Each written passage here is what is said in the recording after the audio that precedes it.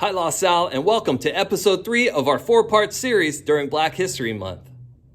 So far, we've learned that you, me, and everyone else watching this video right here is deserving of the utmost respect and fairness just for being you. You are enough. We've also learned from 9-year-old Audrey Faye Hendricks that we might have to make some difficult choices and stand up for what we believe in order to bring change to this country that we love. In our next book, we'll learn about 4 extraordinary women that look to each other and heroes from the past for inspiration and courage to challenge others in the areas of math, science, and the space industry.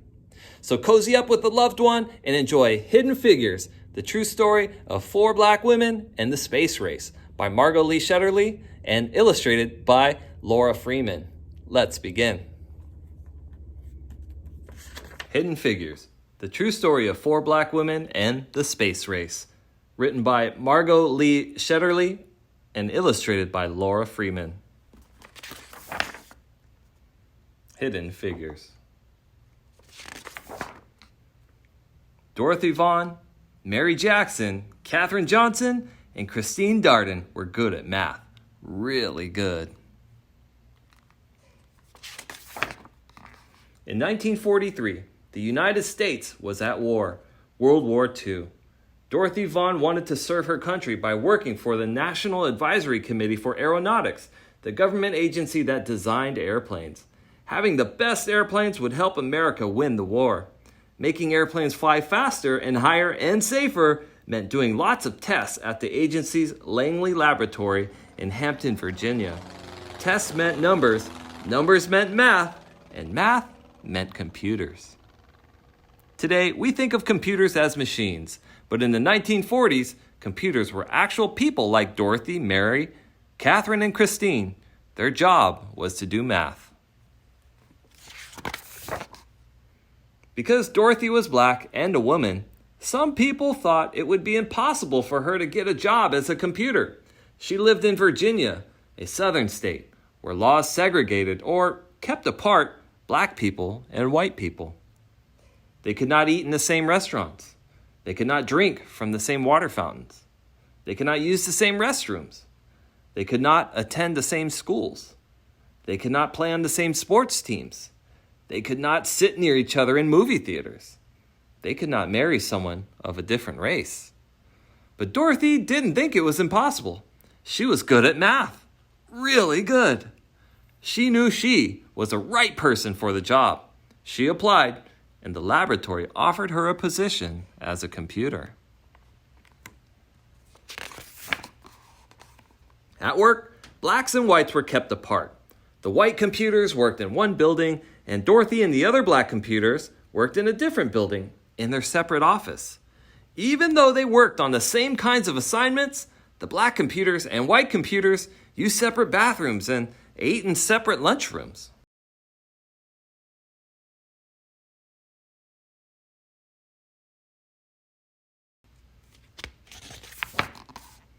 America won the war in 1945, but Dorothy stayed on the job, still trying to make airplanes faster and safer.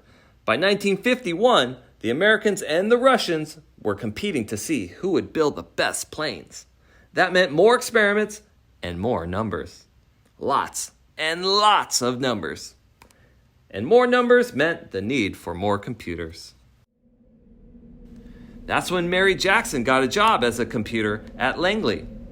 She worked in a group that tested model airplanes in wind tunnels. A wind tunnel was a machine like a huge metal box with a powerful fan attached. Mary put model airplanes in the wind tunnel and blasted them with air from the fan. This experiment helped her group improve their designs on the models before building full-sized airplanes. Mary wanted to become an engineer, but officials said it was impossible. Most of the engineers at the laboratory were men. And to become an engineer, Mary needed to take high-level math classes, but she wasn't allowed to go inside the white school where the classes were taught. But Mary was good at math, really good, and she refused to give up. She got permission to enter the school building and take the math classes, and she earned good grades. Because she didn't give up, Mary Jackson became the first African-American female engineer at the laboratory. Katherine Johnson was good at math and always asked lots of questions. In 1953, she applied to the laboratory for a computer job and was placed on a team that tested actual airplanes while they were flying in the air. Their research was used to figure out ways to prevent future plane crashes. In one of her first projects, she learned how to analyze turbulence, or dangerous gusts of air. No one knows how many lives her work may have helped save. Katherine wanted to help the group prepare its research reports, so she asked if she could go to meetings with other experts on her team. Her boss told her it was impossible. "Women aren't allowed to attend meetings," he said, but Katherine knew she was as good at math as anyone else, maybe better. So she asked him again, and again, and again. Katherine asked her boss so many times that he finally invited her to the meetings. Katherine was good at math, really good. And because she fought to be treated the same as men, she became the first woman in her group to sign her name to one of the group's reports. In the 1950s, the Langley Laboratory bought a machine computer that could do math faster than the human computers. At first, these machines made mistakes. Dorothy learned how to program the machine so that they got the right answers. She taught the women in her group how to program the computers too. In 1957, Russia launched a satellite known as Sputnik into orbit around the Earth. The United States started building satellites to explore space too. For years, the laboratory had used math to design airplanes. Now, it would need math to create spaceships as well. The government decided to change the agency's name from the National Advisory Committee for Aeronautics to the National Aeronautics and Space Administration, NASA. In 1961, President John F. Kennedy told Congress, "I believe that this nation should commit itself to achieving the goal, before this decade is out, of landing a man on the moon and returning him safely to the earth." A man on the moon? But the first step to getting a man on the moon was to send an astronaut around the Earth. NASA was going to need to hire more space experts and more people who were good at math. Really good. The people at the laboratory had to work together from morning to night to figure out how to send astronaut John Glenn into space and bring him back home to Earth safely. Katherine Johnson knew she could use math to help. "Tell me where you want this spaceship to land, and I'll tell you where to launch it," Katherine told her boss. Katherine helped calculate the trajectories, or pathways, that rockets traveled through space. She had to plan Glenn's exact route from takeoff in Florida to splashdown in the Atlantic Ocean. There was no room for error. No one was better than Katherine at solving these tricky math problems. Days before his mission, John Glenn wanted Katherine to double-check the machine computer's trajectory calculations to make sure it hadn't made any mistakes. When Katherine said the numbers were correct, Glenn was ready to go. On February 20th, 1962, "You have firing signal. Godspeed, John Glenn.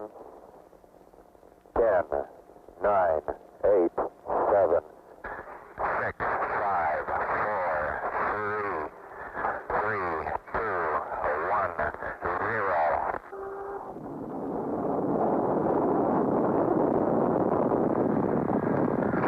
Roger, the clock is operating. We're underway. Loud and clear. Glenn blasted off into space, circled the Earth, and made his way home safely. Meanwhile, laws began to change so that black and white students could go to school together. Blacks fought for the right to sit beside whites on buses and to drink from the same water fountains.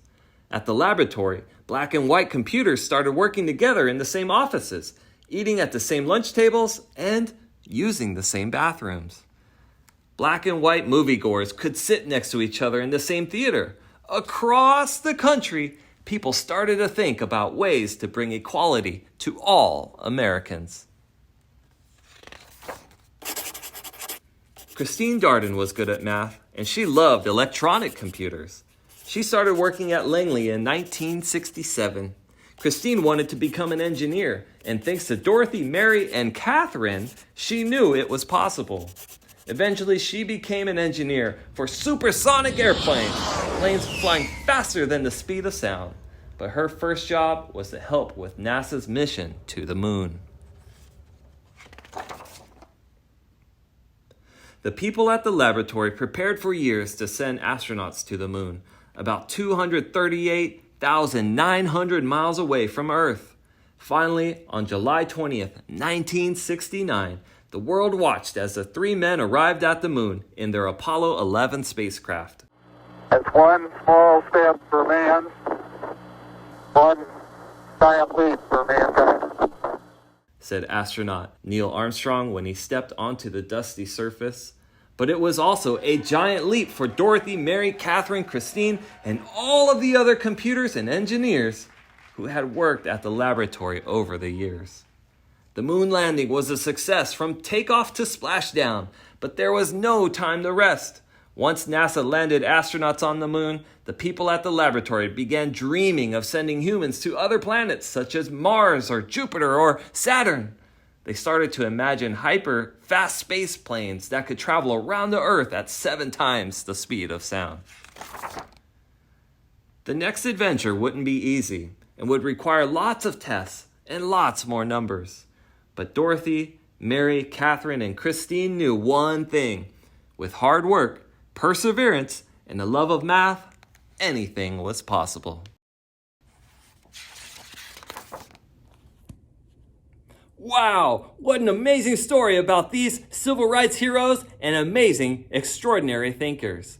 Dorothy Vaughan, Mary Jackson, Katherine Johnson, and Christine Darden all had a few things in common. Let's go over those right now. First, every single one of them believed in themselves and were willing to do the hard work to stand out as leaders in the field. That's so important, to persevere. Second, each of these brave women took risks to not only make their own lives better, but to also improve the opportunities of the other women and people of color in the space industry. They changed the entire industry with their bravery. They led by example, and they never gave up. They proved that skin color or gender has nothing to do with whether or not you can do the job. They knew that they had something special to offer this world, and nothing was going to stop them from sharing it. Friends, I want you to know that you too have something special to offer this world. I want to encourage you to take a good look in the mirror and identify your strengths. What are you good at? Set some goals and commit to the hard work that it'll take to achieve your dreams. And when you encounter someone or something that is trying to block you, and trust me, it's going to happen, I want to encourage you to dig deep, believe in yourself, and keep moving forward. So far, our community has listened to nearly 4,000 messages of hope and encouragement in our Flipgrid group. This week, I'm asking you to join Flipgrid and share one simple thing. How were you able to rise up and accomplish a difficult goal? Thank you so much for taking a risk and celebrating the brave heroes of Black History Month.